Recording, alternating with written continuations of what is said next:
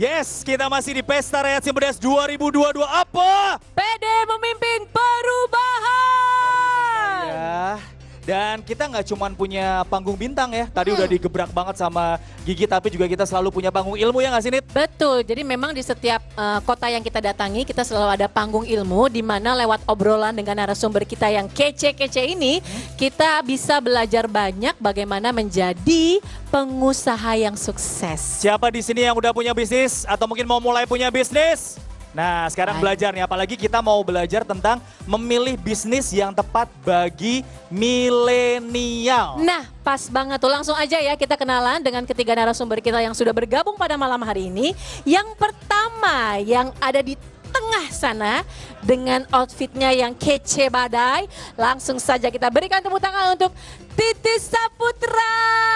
Halo. Selaku fashion designer ya. Ownernya Titis Saputra Watwear dan juga TS The Label juga. Yes, Betul ya. Sebagai loyal customer juga. Siapa lagi nih, Nit? Klien saya nih. Klien memang bener.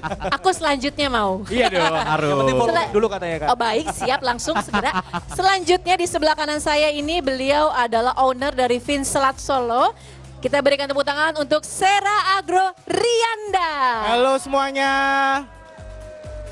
Dan yang di ujung sana, di sebelah sana, beliau adalah seorang konsultan dan trainer leadership. Kita berikan tepuk tangan untuk Bapak Andika Harya. Pak Andika Sugeng Dalu, Pak, terima kasih banyak. Langsung aja nih, Nit, untuk kita belajar bareng-bareng tentu saja bagaimana kita bisa memilih bisnis yang tepat untuk para milenial. Oke, aku duluan ya. Silakan. Aku nanya dulu sama Pak Andika deh.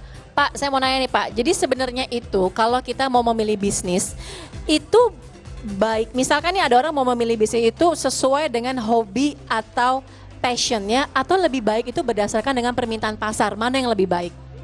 Kalau kita bicara bisnis, maka akan selalu bicara tentang pasar dulu ya.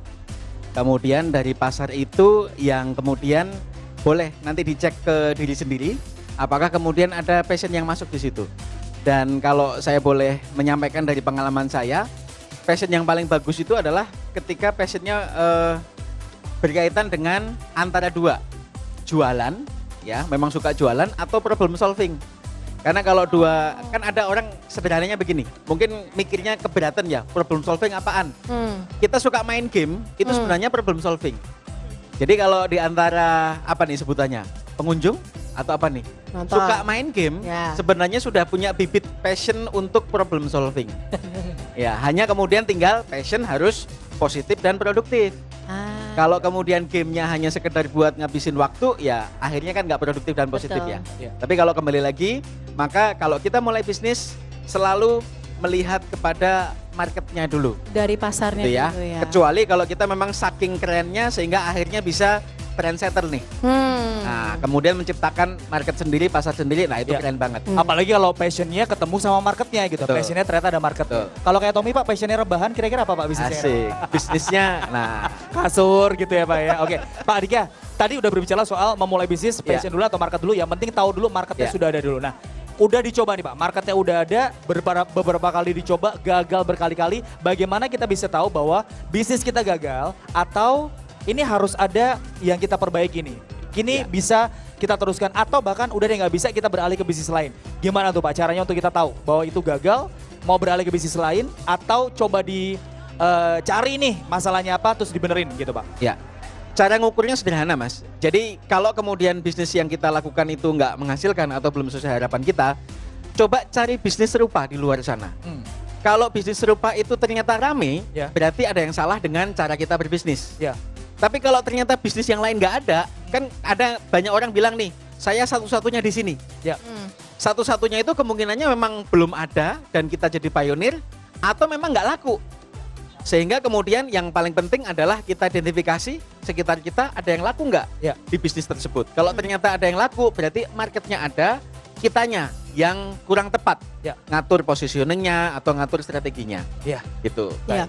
Nah ini Terima kasih, Pak. ya bicara mengenai bisnis serupa, apa yang dikerjakan dan dijalankan oleh Mas Sera ini kan tentunya sebenarnya bukan hal yang baru ya.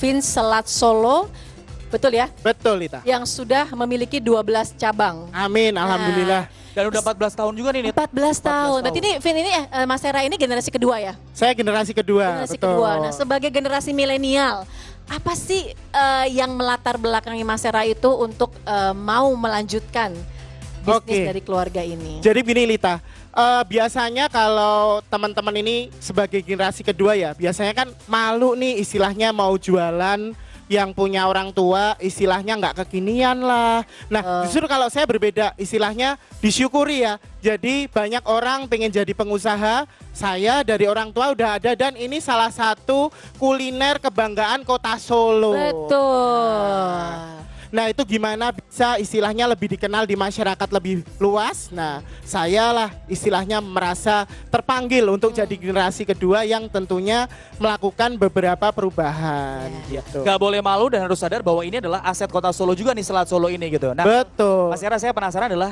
ini udah 14 tahun. Selat Solo sudah dikenal sekali sebagai salah satu ikon kulinernya kota Solo. Tapi gimana tetap relevan dengan zaman nih Mas? Zaman berbeda, selera market, generasi Z juga beda-beda. Gimana tetap bisa suka dan disukai meskipun zaman berganti? Oke, jadi kita harus melek perubahan ya. Jadi di mana kita selaku pebisnis, kita harus sensitif ya. Contoh, sekarang zamannya digital marketing. Aplikasi yang lagi tren apa tuh? TokTok kan. Nah, kenapa enggak kita harus bisa ikutin tuh di situ Vinselat. Even saya nggak bisa tuh nari-nari, nggak relevan juga. Nah, saya gimana caranya masuk ke sana? Bikinlah konten kreator yang bisa memasarkan Vinselat di aplikasi tersebut. Gitu. Terlahirlah namanya Vince Boys. Oh waktu itu. gitu. Jadi harus Betul. tetap menyesuaikan dengan perkembangan zaman supaya nggak ketinggalan Betul, gitu termasuk ya. juga standarisasi seperti kemasan, lalu juga pelayanan, dan juga kita harus istilahnya numpang tenar ya sama marketplace yang sudah ada di kota Solo ini. Iya, mantap Jadi nih. Selat Solo pun harus estetik kalau ngikutin generasi sekarang.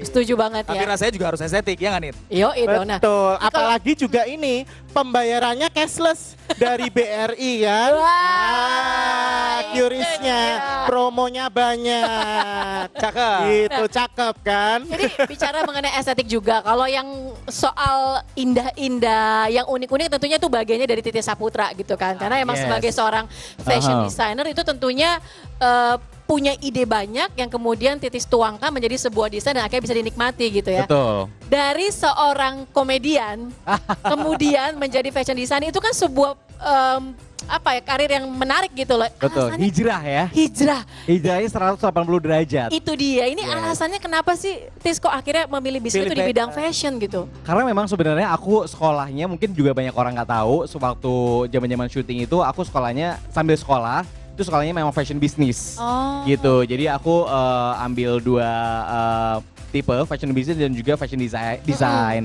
Terus aku waktu zaman-zaman syuting dulu juga udah bilang sama orang tua juga kayak aku nggak mau syuting terus deh. Kayak aku pengen mau coba ke fashion karena memang passionnya di situ. Di situ. Gitu.